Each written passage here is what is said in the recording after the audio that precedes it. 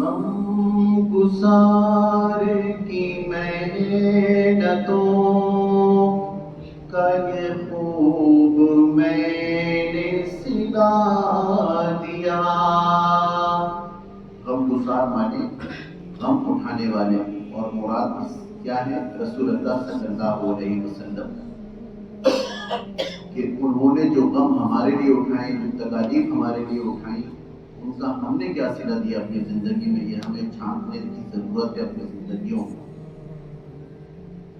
کسی غم گسار کی محنتوں کا یہ خوب میں نے سلا دیا، کہ جو میرے غم میں گھلا گیا اسے میں نے دل سے بھلا دیا. جو جمال روح حیات تھا، جو دلیل راہ نجات تھا. آپ صلی اللہ علیہ وسلم ہماری نجات کی دلیل ہے.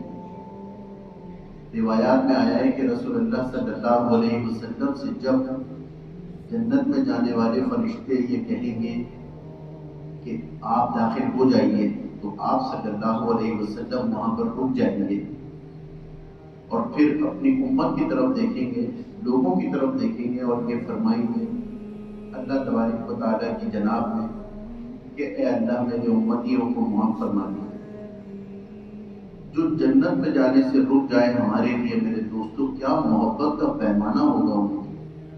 جو جمال روح حیات تھا، جو دلیل راہ نجات تھا، اسی راہ بڑھ کے نقوش پا کو مسافروں نے بھلا دیا.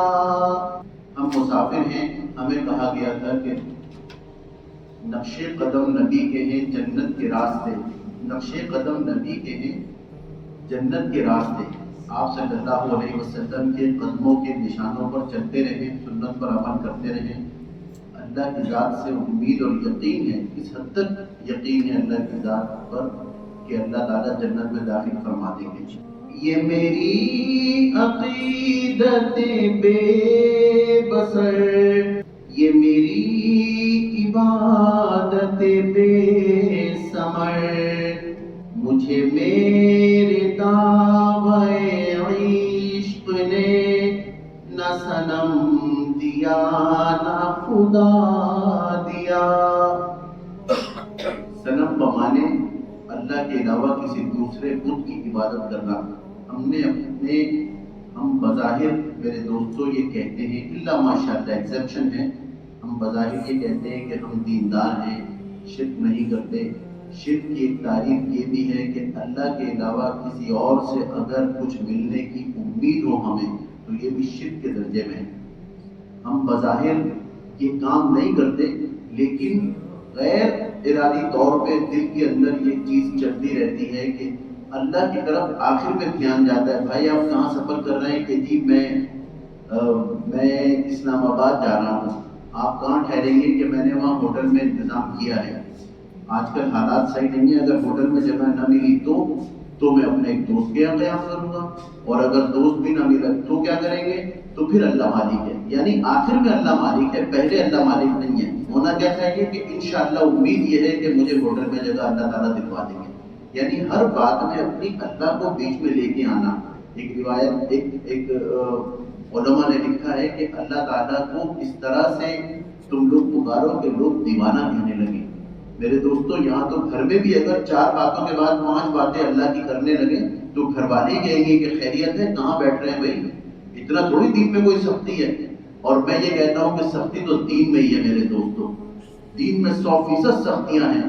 ہم ایک دائرے کے اندر قید ہیں. ایک صحابی سے آپ صلی اللہ علیہ وسلم نے فرمایا ان کی عادتیں دور جاہلیت میں اچھی نہیں تھی کچھ، تو آپ نے فرمایا تمہاری ان عادتوں کا کیا ہوا؟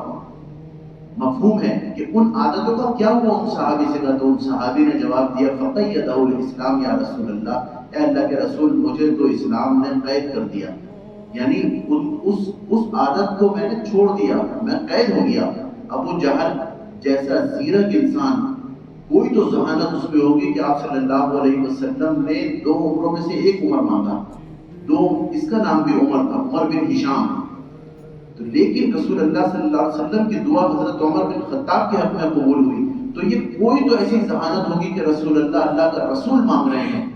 تو ایک مرتبہ کسی نے یہ کہا کہ تمہارے تو خاندان کے ہیں یہ محمد صلی اللہ علیہ وسلم، وہ اس نظریے سے انہوں نے پوچھا تھا کہ یہ کوئی ایسی باریکی ہمیں بتائیں گے کہ اس باریکی کو لے کے ہم اس کا پرچار کریں گے، تو یہ خاندان کے، تمہارے تو خاندان کے بھتیجے لگتے ہیں، پھر بھی تم ان کی دعوت کے اوپر لبیک نہیں کہہ رہے۔ تو ابو جہل نے تلوار سونتی اور یہ کہا کہ اگر محمد کے بارے میں ایک لفظ زبان سے نکالا تو میں تیری گردن اڑا دوں گا، وہ جو کہتے ہیں حق ہے، سچ ہے۔ تو پھر اس نے کہا تو پھر ان کی دعوت کو قبول کیوں نہیں کر رہے؟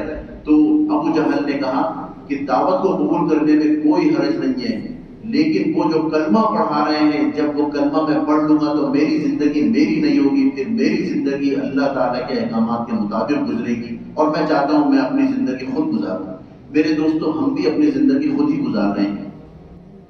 تیرے حسن خلق کی ایک رمق میری زندگی میں نہ مل سکی، تیرے حسن خلق کی ایک رمق میری زندگی میں نہ مل سکی، میں اسی میں خوش ہوں کہ شہر کے در و بام کو تو سجا دیا، کسی غم گسار کی محنتوں کا یہ خوب میں نے سلا دیا، کہ جو میرے غم میں بھلا گیا اسے میں نے دل سے بھلا دیا۔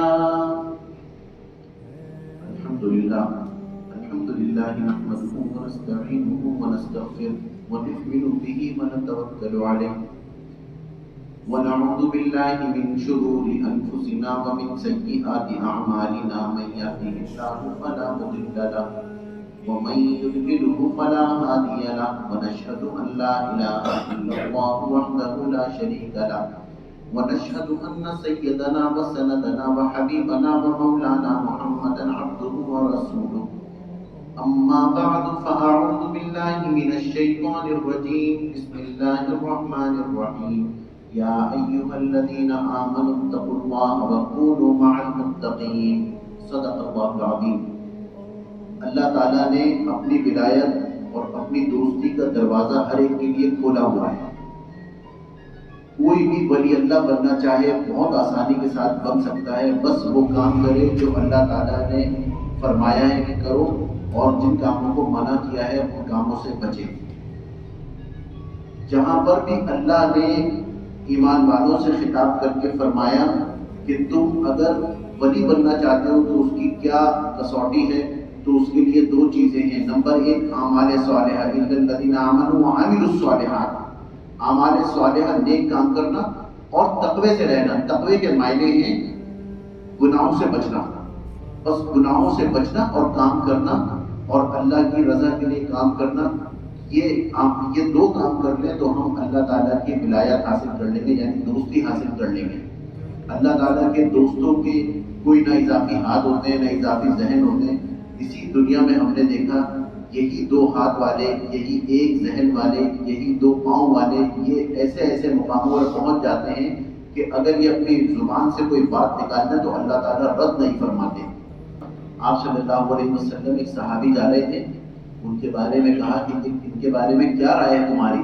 تو انہوں نے کہا اگر یہ کہیں قرض مانگنے جائے تو اس کو قرض نہ ملے۔ حالت ایسی تھی، پوشیدہ کپڑے، چہرہ بھی ایسا ہی ہوگا، تو اور دوسرا یہ کہ کہیں رشتہ لے کے جائے تو رشتہ نہ ہو، اور کہیں اپنی بات کے لیے اس کو سالس بنایا جائے تو اس کی کوئی بات نہ مانے۔ کچھ وقت کے بعد ایک دوسرے صاحب جا رہے تھے جو خوش گوش تھے۔ آپ صلی اللہ علیہ وسلم نے فرمایا کہ اس کے بارے میں کیا خیال ہے؟ تو لوگوں نے کہا کہ اس کی کہیں سفارش قبول کی جائے، یہ جو اگر کہیں رشتہ لے کے جائے تو رشتہ قبول ہو جائے، اور قرض مانگنے جائے تو قرض مل جائے اس کو، اس کی حاجت پوری ہو۔ آپ صلی اللہ علیہ وسلم نے فرمایا جو پہلا شخص گیا ہے، خدا کی قسم اگر اس دوسرے شخص کے برابر پوری دنیا بھی بھر جائے تو اس پہلے شخص کا مقابلہ نہیں کر سکتے۔ تو کوئی تو ان میں ایسی ایمانی کیفیت ہوگی۔ میرے دوستو، اس کو ایمان کو سمجھا کون ہے؟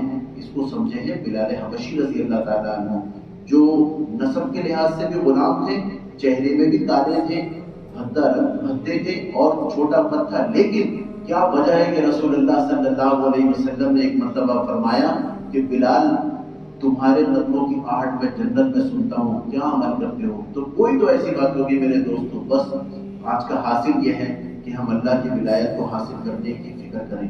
فکر کیسے کریں گے؟ کہ اللہ سے دعا لگانی ہے اور دعا کرنی ہے کہ یا اللہ آپ اپنی محبت عطا فرما دیجیے۔ بس اللہ، ایک بزرگ ہے وہ دعا مانگے کرتے تھے، حضرت امداد اللہ صاحب مہاجر مکی رحمۃ اللہ علیہ، انہوں نے دعا بنائی خود، اور وہ دعا کیا مانگتے تھے؟ 3 لفظ ہے۔